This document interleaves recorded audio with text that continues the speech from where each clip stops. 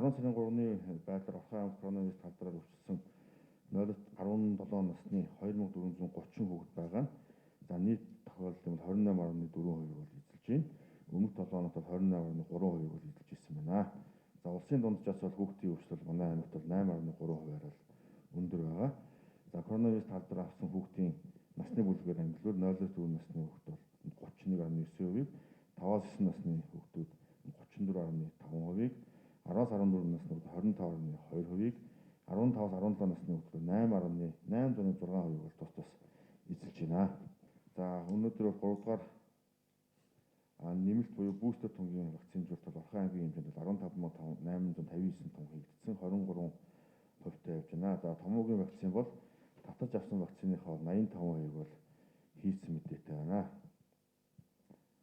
За энэ давшаанд хэлэхэд бас жирэмсэн ирчүүд за вакцинд хамгаалаагүй хүмүүс нэмэлт тун болон томоогийн вакцинда хамгаалах хэрэгтэй байгаа. За 2-11 насны хүүхдүүдийг бол сургууль цэцэрлэг өрхийн эмнэлгүүдээр нь дамжуулж вакцины үйл ажиллагаа зохион байгуулж байгаа.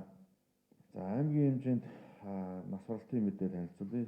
За эхний 9 сарын байдлаар 438 хүн бол ковидын болон бусад шалтгаанаар бол нас баржээ. За энэ бол 10,000 хонд 41.5 промиллийг эзэлж байна.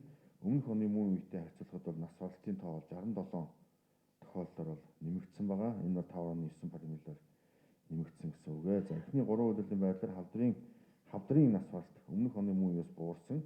За харин зүг судасны шалтгаантай нас баралт бол өссөн дүнтэй байгаа.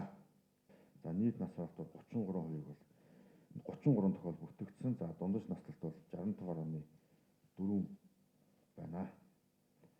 За 50-аас дээш насны бол 32 хүн нас барсан. За 20-аас 49 насны 1 хүн бол нас баралт бүртгэгджээ. За эрэгтэй 17, эмэгтэй 16 тохиол бүртгэгдсэн байна. За нас баралтыг насны бүлгээр нь ангилсан байна. За мөн вакцинд хамрагдсан байдлаар нь бол ангилжээ. За 1-р тун аваад бол 2 хүн, за 2-р тун аваад бол 22, за 3-р тун вакцинд хамрагдаагүй 9 хүн нас барсан ийм мэдээтэй байна. Орхон аймгийн хэмжээнд сүүлийн 24 цагт дархлаажуулалтын 3 дугаар тунд 11 иргэн хамрагдсан байна. За нийт 18-аас дээш насны хүн амын 20% нь хамрагдсан гэсэн үг ээ.